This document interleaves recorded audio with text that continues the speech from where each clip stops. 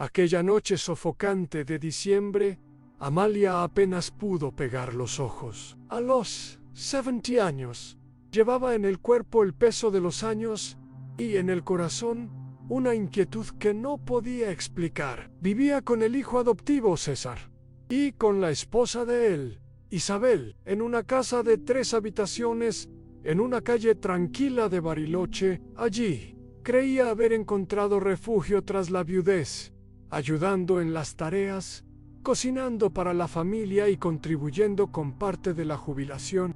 Pero, en las últimas semanas, las conversaciones susurradas detrás de la puerta, las miradas evasivas y los papeles que ella no tuvo permiso para leer, encendieron una alerta que no la dejaba en paz.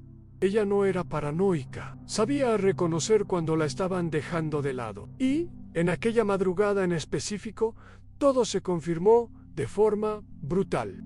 Fue alrededor de las 2 de la mañana cuando el teléfono fijo de la sala sonó y Amalia, desde el cuarto, escuchó la voz de Isabel. Baja y seca, mañana por la tarde la llevamos al asilo. Ya está todo firmado. La sangre se heló. El cuerpo pareció paralizarse por segundos. Sin tiempo para llorar o entender completamente, ella solo se levantó. Tomó una bolsa con algunos documentos, se puso un pantalón de jogging y salió por la puerta trasera. La noche estaba silenciosa, solo los grillos llenaban el aire. Caminó con pasos firmes lejos de aquella casa, sin mirar atrás. En la cabeza, una sola frase resonaban: si es guerra, lo que quieren, van a conocer a la mujer que me he convertido para sobrevivir. Amalia caminó hasta la terminal de autobuses desactivada, donde sabía que aún había taxistas que dormían en los autos, esperando carreras esporádicas. Encontró a don Rafael, un conocido de los tiempos en que ella aún vendía empanadas en la feria central. Él se asustó al verla allí a esa hora, con los ojos abiertos y el rostro pálido, pero no hizo preguntas. Solo abrió la puerta y dijo: «Entra, Amalia, me vas contando en el camino». Ella pidió que la llevara hasta una posada sencilla, al otro lado de la ciudad. No quería correr riesgos. Sabía que, en cuanto César notara su desaparición, intentaría encontrarla menos y, peor aún, inventar alguna historia de brote para justificar su ausencia. Amalia necesitaba pensar con calma, pero sobre todo, necesitaba actuar con inteligencia. A la mañana siguiente, tras pocas horas de sueño y una taza de café negro amargo, Amalia abrió una pequeña caja metálica escondida en el forro de la bolsa. Allí había 3 cosas: una tarjeta de un abogado de confianza que había conocido en los tiempos en que cuidaba la papelería del fallecido esposo, una copia del antiguo contrato de compra de la casa, a menos a nombre de ella, Guay solo di ella, y un pendrive con anotaciones y grabaciones hechas a lo largo de los últimos 2 años. Ella había percibido las señales mucho antes de lo que aparentaba. Las conversaciones que escuchaba escondida, los comprobantes de depósitos indebidos, las llamadas que César hacía fingiendo ser su tutor legal. Amalia no era una mujer ingenua. Había crecido en el interior, vencido la pobreza y criado un hijo sola. Sabía lo que era luchar con dignidad y estaba lista para luchar de nuevo. Amalia pasó los días siguientes en silencio, llamando discretamente a contactos antiguos. Una excompañera del centro de jubilados la ayudó con la emisión de un nuevo número telefónico. Ann Sabrino Lejano, que trabajaba en informática, recuperó archivos antiguos del pendrive y organizó las pruebas en carpetas cronológicas. Y el abogado, Dr. Enzo Moreira, hoy retirado, pero aún lúcido y activo, se comprometió a ayudar en lo que fuera posible. Cuando la vio entrar en su oficina improvisada, montada al fondo de su propio garage, abrió una sonrisa sorprendida. Amalia, siempre has sido fuerte, pero esta vez tienes los ojos de quien volvió para ganar. Ella asintió con firmeza. Por primera vez en mucho tiempo, sintió que la trataban como persona menos N o como un estorbo. Mientras tanto, al otro lado de la ciudad, César e Isabel estaban en pánico. La ausencia de Amalia no era solo un problema emocional, era sobre todo un problema financiero. Sin ella en la casa, los beneficios sociales que recibían ilegalmente estaban en riesgo. Ya habían contado a los vecinos que Amalia estaba enferma y que era mejor evitar preguntas. Cuando fueron a la comisaría a registrar la desaparición, intentaron hacerse pasar por hijos preocupados. Pero el delegado responsable, al escuchar las contradicciones en las palabras de Isabel, comenzó a sospechar. Usted dijo que ella estaba bajo cuidados médicos, pero entonces, ¿por qué no tienen informe? ¿Por qué no hay tutor legal registrado? La pared de mentiras comenzaba a resquebrajarse, y Amalia sabía era hora de exponer todo. Al final de esa semana, Amalia hizo su primera aparición pública. Entró en contacto con una joven periodista local llamada Camila Duarte, conocida por reportajes sobre derechos humanos y denuncias sociales. Quedaron en encontrarse en un café discreto cerca del lago Nahuel Huapi.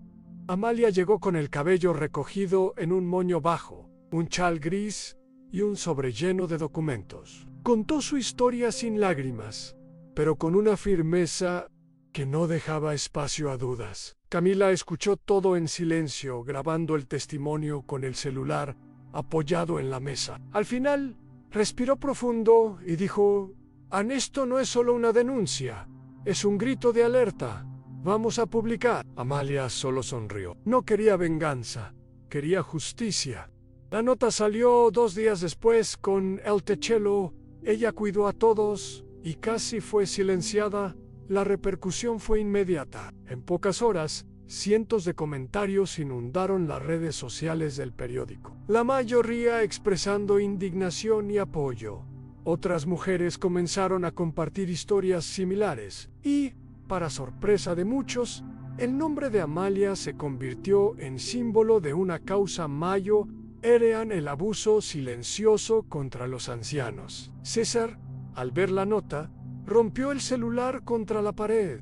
Isabel, pálida, llamaba a familiares pidiendo ayuda, pero ya era demasiado tarde. Amalia había roto el silencio y ya no había forma de detenerla. Al día siguiente de la publicación del reportaje, Amalia fue invitada a prestar declaración formal en la Fiscalía de Defensa de los Derechos de los Ancianos. Se puso su mejor blusa de lino azul, peinó el cabello con esmero y llevó consigo la carpeta con pruebas organizadas por Enzo. Durante horas, respondió preguntas con claridad. Presentó audios de conversaciones en las que Isabel admitía la intención de internarla a la fuerza y mostró extractos bancarios con movimientos sospechosos hechos en su nombre. Los fiscales quedaron impresionados con el nivel de preparación y la consistencia de la denuncia. ¿Usted tiene idea de que esto puede convertirse en un caso nacional?, preguntó una de las fiscales. Amalia sonrió por primera vez ese día. Es todo lo que quiero. Que nadie más pase por esto en silencio. Mientras la investigación oficial ganaba fuerza, César e Isabel intentaban salvar lo que quedaba de su reputación. Falsificaron documentos, contrataron un abogado barato y empezaron a alegar que todo era un malentendido familiar. Pero las evidencias eran demasiado fuertes.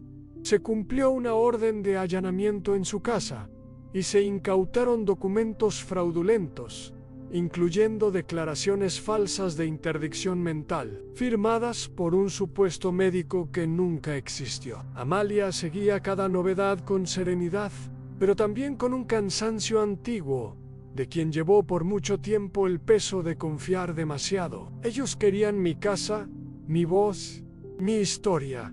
Ahora tendrán que devolver todo, con intereses. El caso de Amalia llegó a la red nacional. Programas matutinos, columnas de periódicos y canales de internet comenzaron a reproducir su historia, destacando el coraje de una mujer que, incluso en la vejez, enfrentó sola un sistema entero de abusos. Lo más sorprendente fue la respuesta popular. Decenas de mensajes llegaban todos los días, de hijos pidiendo perdón a los padres, de cuidadores arrepentidos y de ancianos que se sintieron animados a hablar. Amalia leía todo con atención, Respondía cuando podía, pero mantenía los pies en la tierra. Sabía que aquello era más grande que ella. Estaba ante una oportunidad única en transformar su dolor en un movimiento real de cambio. Fue Enzo quien sugirió la idea de fundar una asociación. Tienes voz, tienes credibilidad y ahora tienes visibilidad. Usa eso. Amalia dudó al principio. Nunca se vio como líder de nada. Pero bastó una visita al asilo público de la ciudad, donde reencontró viejas conocidas abandonadas en pasillos sin nombre, para que su decisión se fortaleciera. Si no hago nada ahora, ¿quién lo hará por ellas? Así nació la Fundación Dignidad Plena, un espacio para denuncia, acogida y orientación jurídica a ancianos en situación de vulnerabilidad. Amalia usó parte de sus ahorros para alquilar una casa pequeña en el centro y transformar el lugar en refugio y trinchera. Los primeros días de la fundación fueron silenciosos, casi tímidos. Algunas señoras aparecían, vacilantes, como quienes no querían molestar. Otras llamaban solo para decir gracias y colgaban con la voz entrecortada. Pero, poco a poco, el espacio fue cobrando vida. Un ex prefise retirado se ofreció para organizar una biblioteca comunitaria. Una psicóloga voluntaria comenzó a atender los miércoles. Jóvenes estudiantes de derecho venían los fines de semana para ayudar con documentaciones.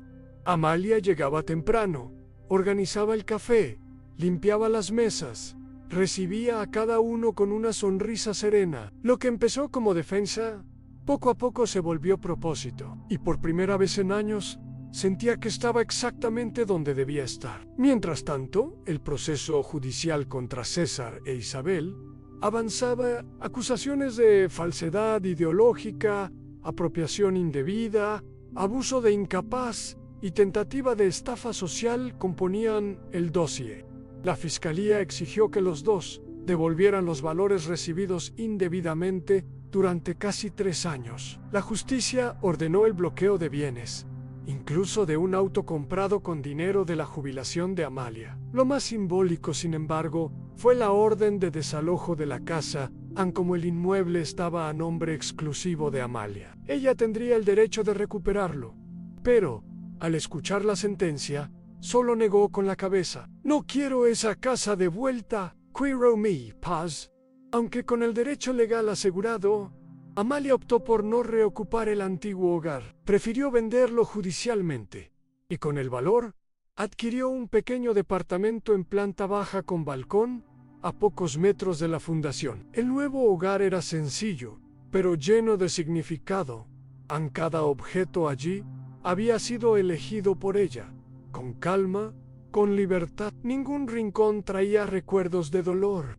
Las paredes eran claras, las ventanas dejaban entrar el sol, y había una mesa de madera redonda en la cocina donde ella hacía cuestión de tomar café cada mañana, sola, en silencio, como un ritual de reconquista. Por primera vez en mucho tiempo, sentía que ese espacio era, de hecho, suyo. César intentó contacto algunas veces, pero Amalia no contestó. Recibió cartas, mensajes, hasta flores, que descartó sin leer las tarjetas. Ella no odiaba al hijo, pero había comprendido que perdón no es olvidar, y amor no es aceptación ciega.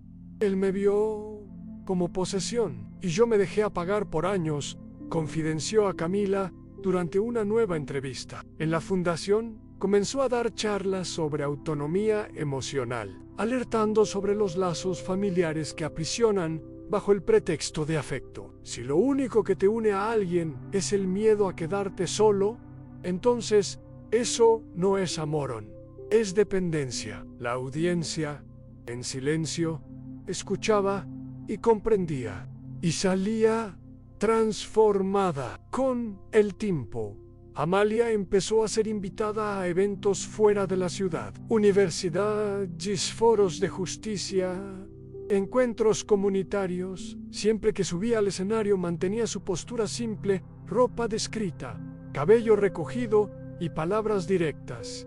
Nada de frases hechas o discursos emocionales. Hablaba con firmeza, con verdad. Contaba su historia como quien narra algo inevitable, pero nunca aceptable. Sobreviví. Sí, pero no debería haber sido necesario luchar tanto para solo existir con dignidad.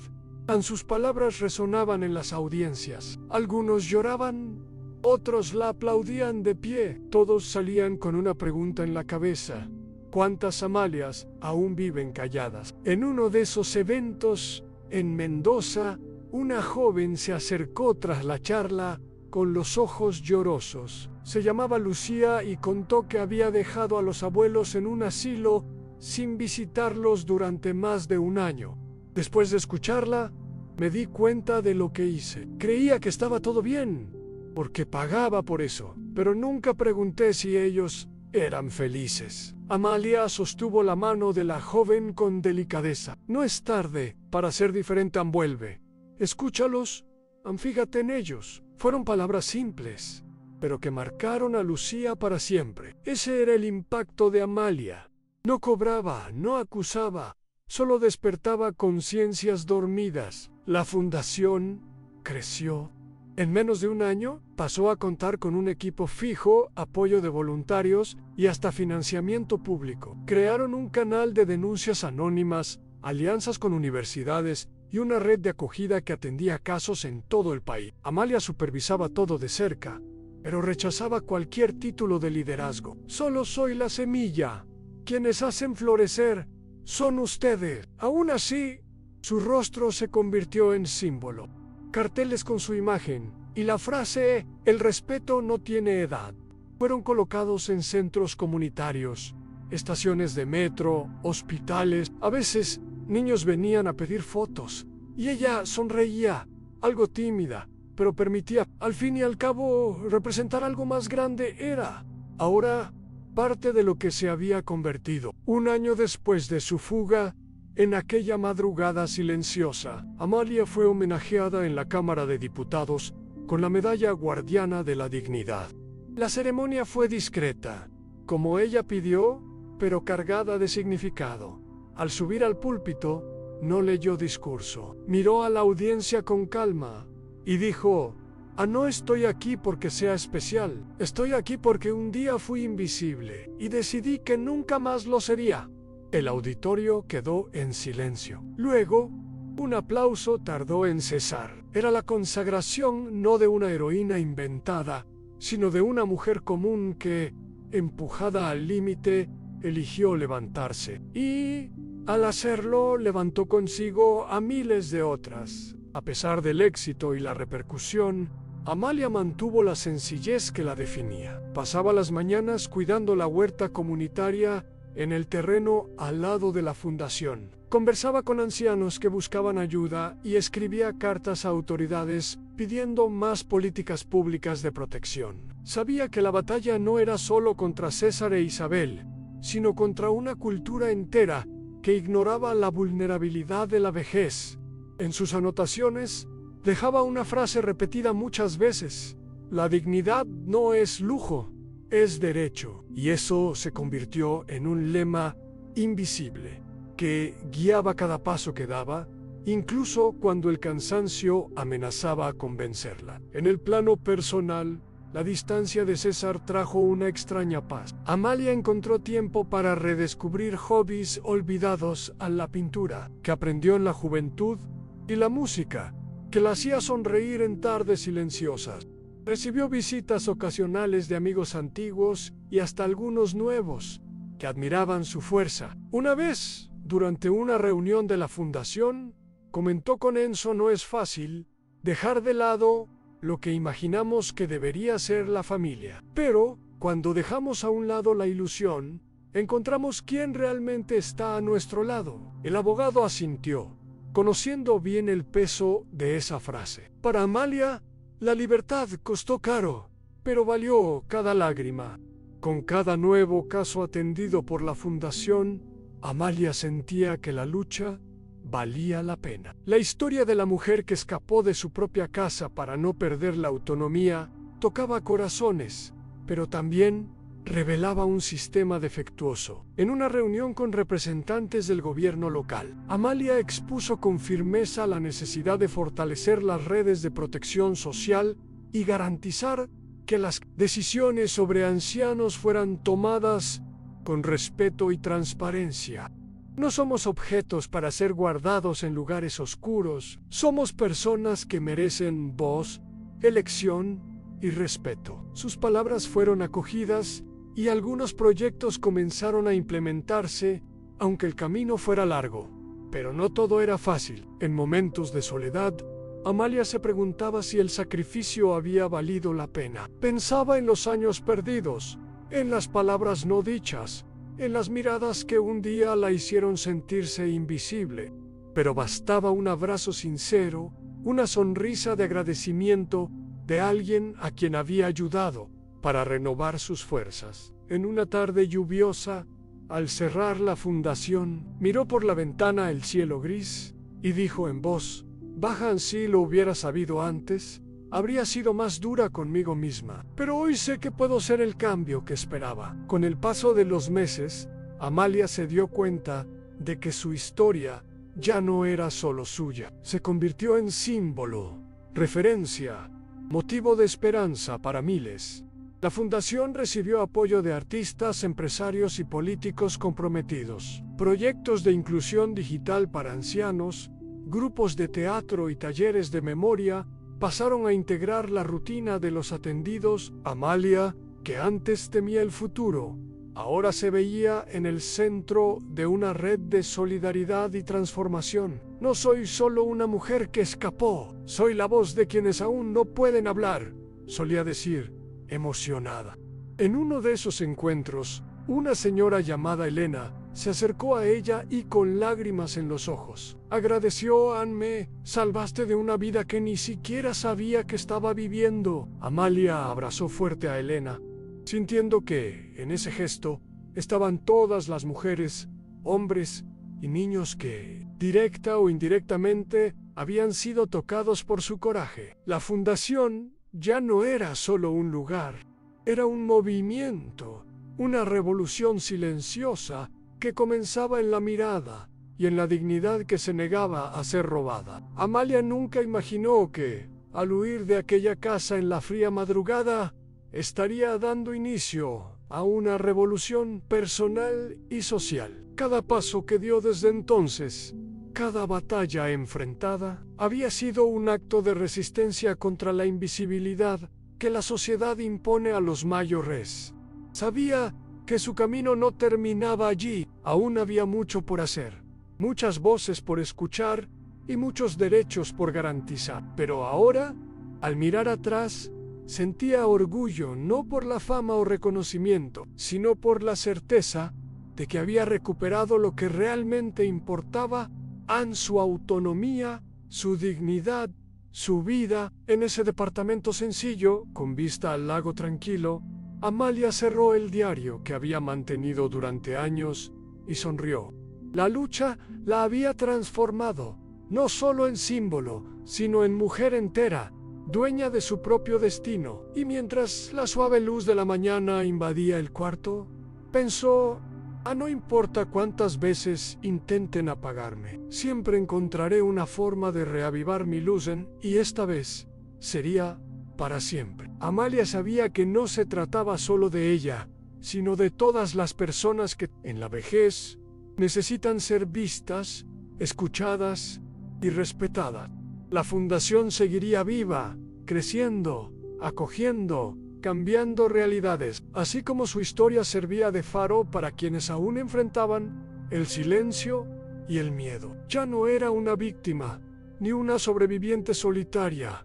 Era la guardiana de la dignidad que, incluso en las sombras del tiempo, no se rinde. Y así, con pasos firmes y mirada serena, Amalia seguía adelante, dueña de su propia vida, dueña de su tiempo, dueña de sí misma.